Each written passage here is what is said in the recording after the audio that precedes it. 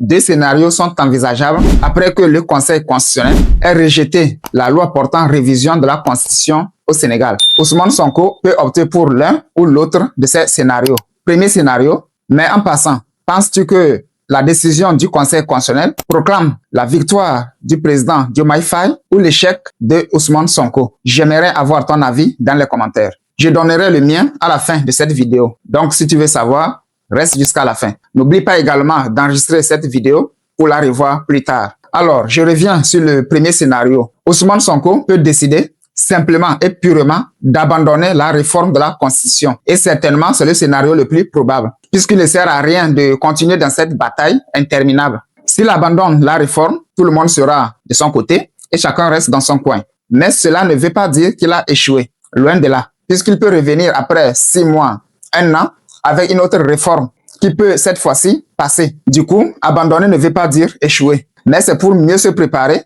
mieux préparer les stratégies afin de revenir avec force. Le second scénario dont je voulais faire cas ici, c'est que Ousmane Sonko peut décider de prendre en compte les recommandations du Conseil constitutionnel, les suggestions que le Conseil constitutionnel avait faites dans sa décision, revoir la procédure et ramener à nouveau le texte à l'Assemblée nationale pour adoption. Mais je pense que Ousmane Sonko ne va pas s'aventurer dans ce projet, puisque s'il le fait ainsi, ça arrangerait le président de la République, puisqu'il y a certaines dispositions dans le texte qui ont été introduites par le président de la République et que les députés de PASTEF ne sont pas d'accord avec ces dispositions. Donc, je ne pense pas qu'ils vont accepter faire une telle chose. Ça, c'est ce que je pense. Si tu penses qu'il y a autre hypothèse, autre scénario, n'hésite pas de les mentionner dans les commentaires. On est là pour apprendre les uns des autres. Donc, si tu as une idée, n'hésite pas de la mettre dans les commentaires. Je serai très content de te lire. Au-delà donc de cette situation, je vois certaines personnes qui disent que Ousmane Sonko a perdu, le président Faye a gagné,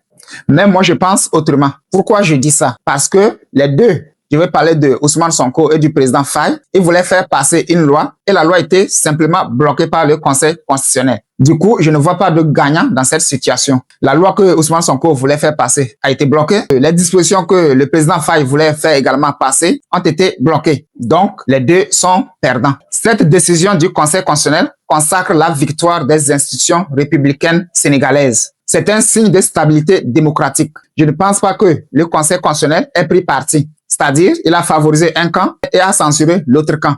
Je ne pense pas. Il a juste fait son travail.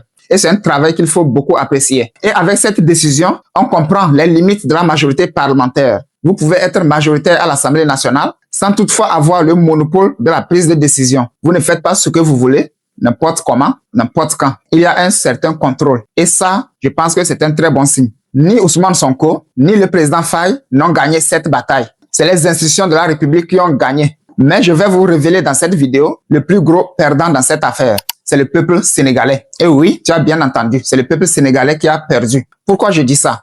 Parce que quand on prend les dispositions qui se trouvaient dans le texte, on comprend tout de suite que le peuple avait beaucoup à gagner si cette loi de révision de la Constitution passait. Alors, je vais prendre quelques exemples, 2 ou 3, pour justifier mon argument.